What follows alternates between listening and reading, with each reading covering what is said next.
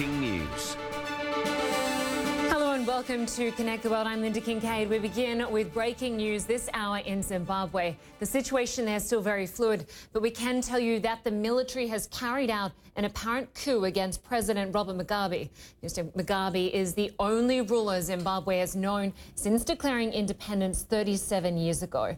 Now, it's not clear what's next for the 93-year-old president, although the military says he and his family are safe. Well, David McKenzie joins me now on the phone from Zimbabwe's capital.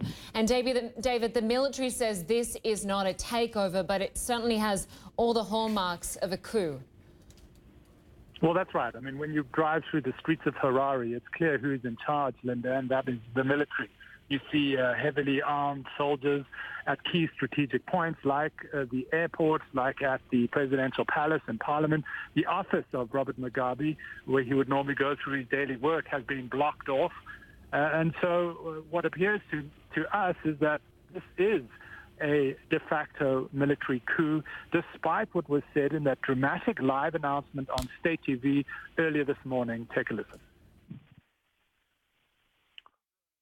We wish to make it abundantly clear that this is not a military takeover of government.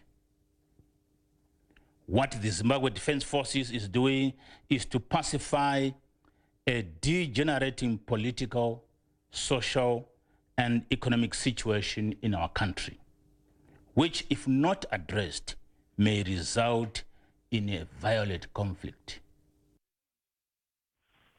Basically, the military saying that they are targeting people who are creating instability in the country. And you can read that as Grace Mugabe, the First Lady, Robert Mugabe's wife, and her followers, who it appears in recent days and weeks have been trying to angle their way into the succession battle, which Robert Mugabe himself has left very open-ended in his nearly 4 decades rule.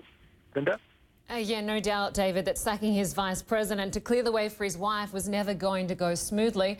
Just give us a sense of how leaders in the region are responding to this.